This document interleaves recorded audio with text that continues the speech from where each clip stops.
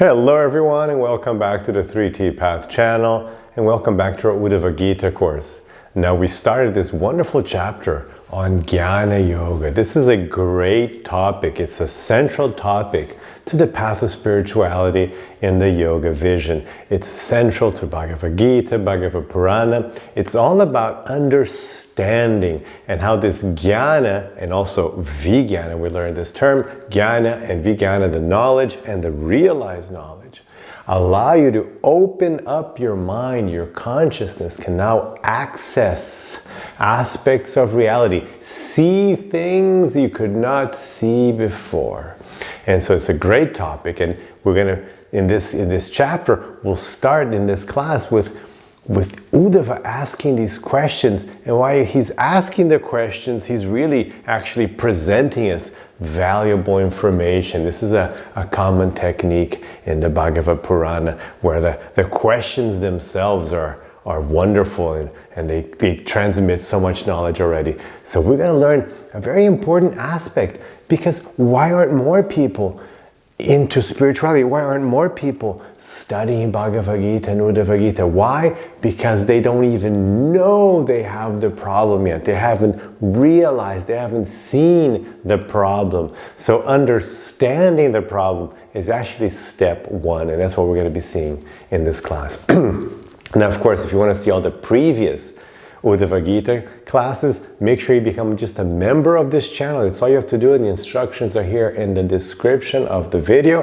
And then you can check out Uddhava-gita.com. Also, the link is here in the description, where you can see the whole course nicely organized. So let's get started. We are in the 11th canto, 19th chapter, verse 8. Sri Uddhava said, so Krishna had spoken some words about the power of knowledge and Jnana Yoga, and we saw that in the previous classes. Wonderful verses, very important knowledge. So now Uddhava asks some questions. Sri Uddhava said, O Lord of the universe, O form of the universe, please explain to me that process by which knowledge automatically brings detachment and direct perception of the truth. So he wants to know, what is that process of knowledge which brings this attachment, this detachment, and direct perception of the truth, which is transcendental and which is traditional among great spiritual philosophers. This knowledge sought by elevated personalities describes loving devotional service unto your lordship. So, very important here. What is this knowledge which automatically brings detachment and direct perception of the truth? So this is an important concept. I always try to emphasize this. When you get this knowledge in yoga, when you get knowledge about the soul, about reality, about the gunas and material nature, about God, it's not that the knowledge just kind of ends there. That knowledge grants you direct perception of the truth. The knowledge allows you to experience it. It's a very different concept. It's not like, okay, what's the table of the elements, and then you learn it. Okay, learn the elements. It's just like who won the World Cup? Okay, and then you just it's a knowledge that just kind of ends there. It doesn't unlock some aspect of reality. But with this knowledge, you will actually qualify your consciousness. You will unlock it. I tell my students, it's like having a password. It's like actually this knowledge is like a password. And now with this password, you can then access something else entirely. You can access the whole thing yourself. So it's not just like, oh, that's the knowledge and it ends there. It gives you direct perception of the truth. So very important concept for you to understand. And automatically brings you detachment as well, because this knowledge because you're now directly experiencing experiencing these things that we talk about in these books, naturally, automatically is the term used here, you also get the detachment because you understand. It's not that you have to work on the detachment. You don't have to work. You just automatically, you see things as they are, and then that's it. Boom, you're done. That's the way you are now. You can't unsee it. So it's a very powerful process, and that's why Krishna always emphasizes, just like in the previous classes you'll see, he was just glorifying it. In Bhagavad-gita, he glorifies it. It's a very powerful technique, Jnana Yoga. Purport. Those who are able to cross over the darkness of material existence are called Mahat, or great personalities. Secondary items like cosmic consciousness or universal control do not deviate the attention of such great souls from loving service to the Lord. Sri Uddhava desires to hear knowledge of the eternal dharmic principles that are the traditional aim and objective of all superior personalities. So it's like, yeah, we don't want just that knowledge which will help me manipulate matter or understand something in material nature or unlock some sort of control. No, not really, because once you have this Jnana Yoga, you understand that there's something else entirely going on, much more important, and this is actually not at all important. As Patanjali puts it, all this has zero value, shunya artha, shunya, nothing, artha, value, zero value.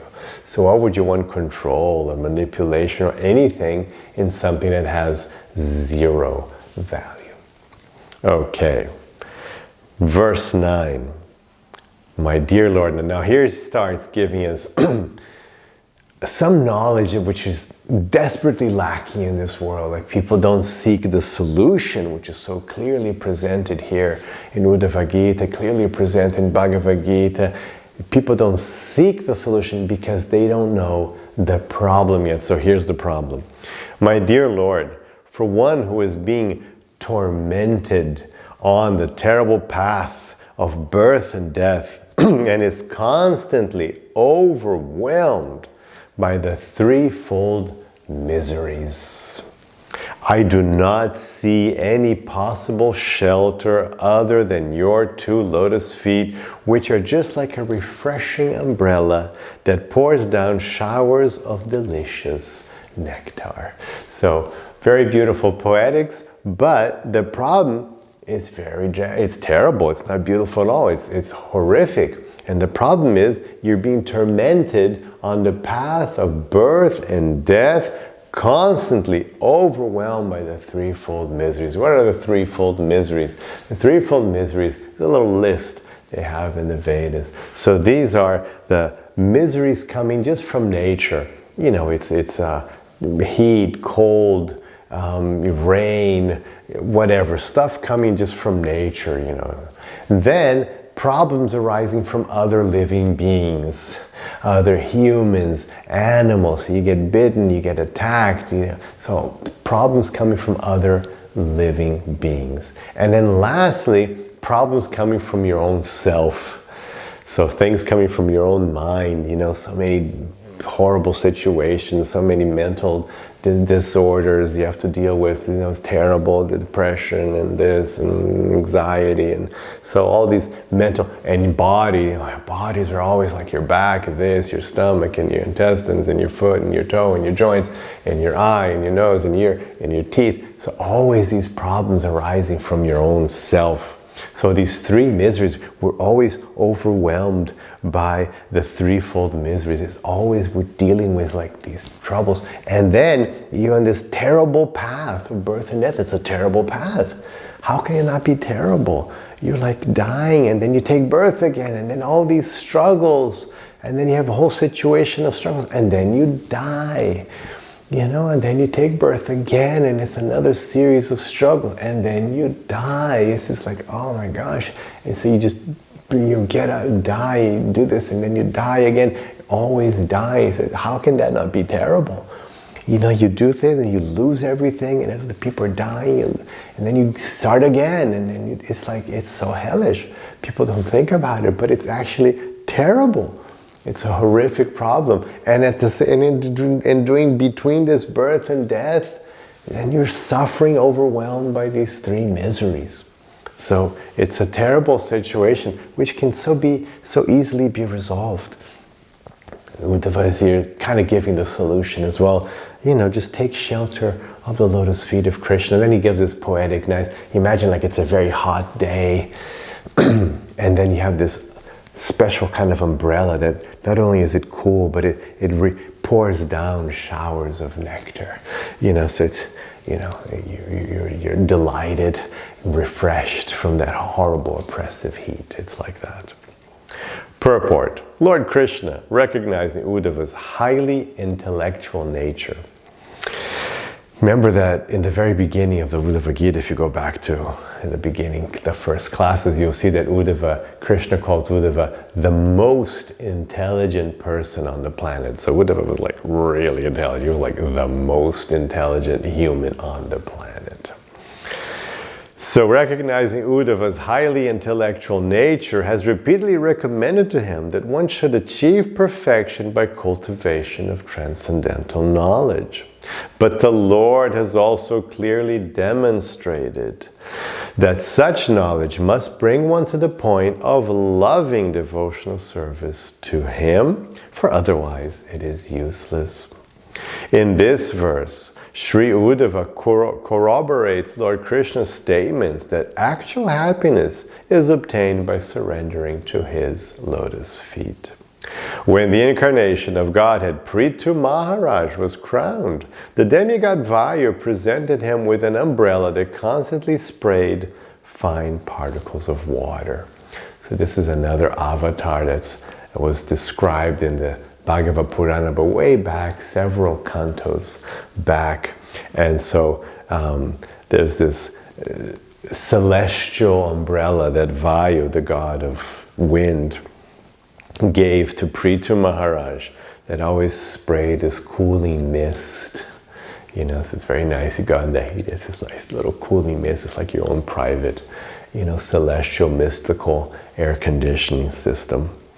The Lord's two lotus feet are similarly compared here to a wonderful umbrella that produces a constant shower of delicious nectar. The bliss of Krishna consciousness. Normally, speculative analytic knowledge terminates in an impersonal conception of the absolute truth, but the so-called bliss of merging into impersonal spiritual existence can never be compared to the bliss of Krishna consciousness, as stated here by Sri Uddhava. Krishna consciousness thus automatically constitutes perfect knowledge, since Lord Krishna is the ultimate shelter of all living entities. The words abhihatasya and abhivarshat are significant in this verse. Abhihatasya indicates one who is being defeated on all sides by the onslaught of material nature. Whereas abhivarshat indicates a downpour of nectar that eliminates all of the problems of material nature. So these two were compared here. By our intelligence, we should look beyond the dual material body and nonsensical material mind to observe the unlimited shower of blissful nectar coming from the two lotus feet of Lord Krishna. Then our real good fortune will begin. Okay, Uddhava isn't done yet though. Look at this now. Verse 10, this is where we get the cover for this class, if you noticed. O Almighty Lord, please be merciful and uplift this hopeless living entity. He's talking about himself, very humble. Please uplift this hopeless living entity who has fallen into the dark hole of material existence, where the snake of time has bitten him. In spite of such abominable conditions, This poor living entity has tremendous desire to relish the most insignificant material happiness. Please save me, my Lord, by pouring down the nectar of your instructions, which awaken one to spiritual freedom. This verse is very important. You should keep this verse like in front of you. This should be your prayer. This is my prayer. Of course you should pray like this. Look around, open your eyes. Don't be fooled. And it's amazing how we're fooled. We have fallen into the deep, dark hole of material existence. Why is it a deep, dark hole? Because you can't see anything. People can't see. They're blind in the darkness. And it's a deep, dark hole. They can't get out. How do you get out of this hole? There's no other way to get out except by this spiritual instructions. There's no way to get out. If you don't get these instructions, without the pouring down the nectar of his instructions, you won't get out if you don't get these instructions. So you're stuck in this hole. And what's in this hole? You've been bitten by the snake of time. Often the snake is used as the representative of time. It bites you and it just drains you. What happens when you get bitten by a venomous snake? That's it. Your time is running out very quickly. You will die very soon. But we're all going to die here because we've been bitten by the snake of time. We are eternal souls. We never were born. We will never die. Our true existence is of permanent existence beyond time. To be here under the influence of time by itself, never mind those three other miseries of things coming from nature, from other living beings, from your own body. Just the fact that you're under time, that you've been bitten by the snake of time, that alone is awful. Because time is what gives you this passage of moments, this idea. You get bored, you get anxious, everything gets destroyed by time. Krishna says, Kalo Ashmi, I am time. I am time. Very important instruction we saw much earlier in the Bhagavad Purana, where Lord Manu says, look, God is time. And He's pushing everything forward, and we're just stuck here on our karma. He says, He compares us to little particles of dust. We're particles of dust being blown by the wind of our karma, Lord Manu says here in the Bhagavad Purana, way back in the 4th canto. We're being blown. And what's this force that's blowing us? Time, which is God. Krishna says, I am time, Kalo Ashmi. Destroyer of all the worlds, because time destroys everything. So we're bitten by the snake of time. The snake of time will destroy everything. It will destroy even like the planet, the sun, the galaxies, the whole universe will be destroyed by time. That's how powerful this snake of time is. And this snake of time has bitten you, has bitten me. So here we are, fallen down this deep, dark hole of material existence. Or we're blinded and lost and we can't get out.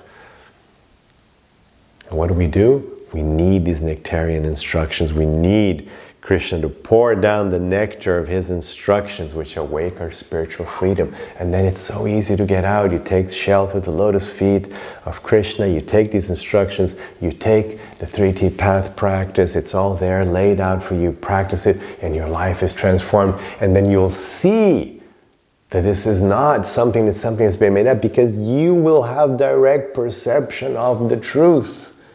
It's not like, oh, have faith, I'm going to hold on to my faith. No, you will see for yourself, because this knowledge will unlock your access to the truth, direct perception of the truth. And you can get out of this deep dark hole and cure your terrible snake bite of time. Purport. Material life, so much cherished by the non-devotees, is here compared to a dark hole filled with a poisonous snake. In material life, there is certainly no clear understanding of one's ultimate identity, of God, or of the universe. Everything is vague and dark. In material life, the poisonous snake of time is always threatening. And at any moment, our near and dear ones will be killed by the mortal fangs of the serpent. Ultimately, we ourselves will also be bitten and killed by the poisonous effects of time. The word sampatitam indicates that the fall down of the living entity is complete. In other words, he cannot get up again. Sri Uddhava therefore appeals to the Lord to be kind to these poor fallen souls, humbly represented by his own self. If one receives the Lord's mercy, then even without any further qualifications, one can go back home, back to Godhead. And without the mercy of Lord Krishna, the most learned, austere, powerful, wealthy, or beautiful man will be pathetically crushed by the material world's machinery of illusion. Nice phrase, machinery of illusion. The Supreme Personality of Godhead, as described here, is Mahanubhava, or the greatest, most powerful, and most merciful personality, whose influence extends everywhere. The Lord's mercy is manifest in the form of his nectarian instructions, such as Bhagavad-gita and Uddhava-gita being spoken here. So, I want the Lord's mercy. How do I get the Lord's mercy? This is how you get the Lord's mercy. People don't understand that. Sometimes they're like, I want the Lord. It's right there. Get it. He's already given it to you. You just have to take it. You have to take it. It's there. Here it is. This Uddhava-gita, this whole Uddhava-gita course. Everything's so nicely explained. Right there for you. Who's taking it? Why aren't people taking it? Because they're crazy. They're in the deep, dark hole. They're blind and lost. They have no idea. And in this deep, dark hole, they're still trying to get some pleasure. Enjoy the deep, dark hole with the snake of time biting them. Yes, let's try to enjoy anyway. No, you don't have to. There's something much better. You're just in a hole. You have to get out of the hole. Hole full of poisonous snakes. Get out. No, it's actually quite nice here. It's like, no, it's not. So where's this mercy? Here is the mercy, right there, right in front of you.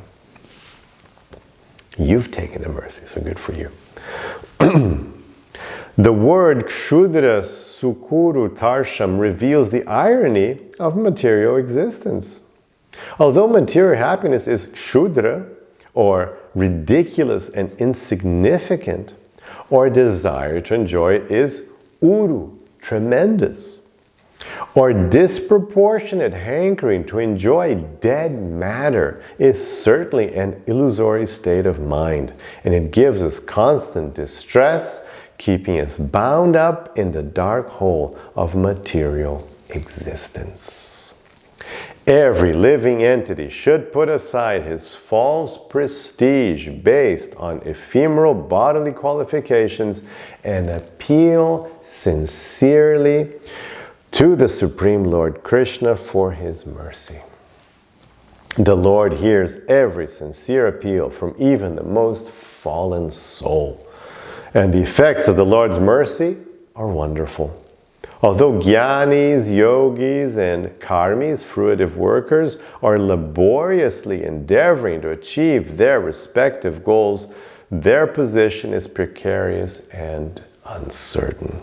Simply by achieving the mercy of Lord Krishna, however, one can very easily attain the highest perfection of life. Even one who is not a great or pure devotee of Lord Krishna sincerely appeals to the Lord for his mercy. The Lord is sure to give it generously.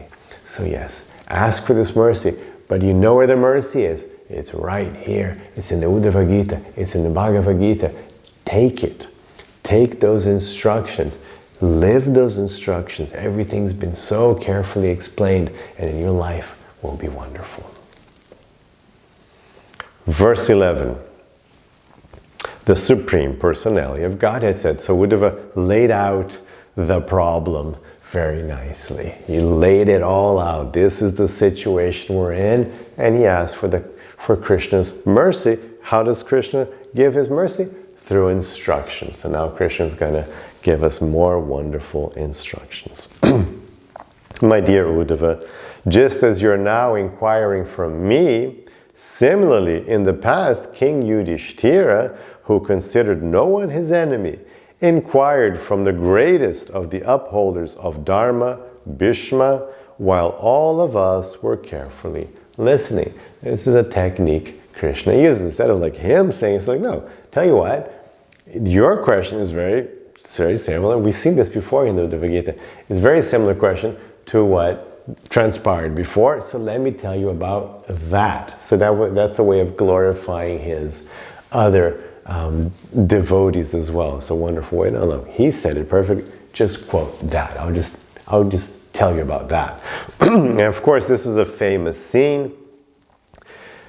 King Yudhishthira, at the end of the Battle of Kurukshetra, everybody's pretty much dead, but Bhishma had a special blessing that he would only die when he wanted to. That was his special blessing. So even though he was completely covered in arrows, people had shot him so many times, he had arrows absolutely everywhere, crossing, stuck through him everywhere. Just arrows, just everywhere, legs, arms, body, neck, just arrows everywhere. There's so many arrows that he was laying down on what they call a bed of arrows.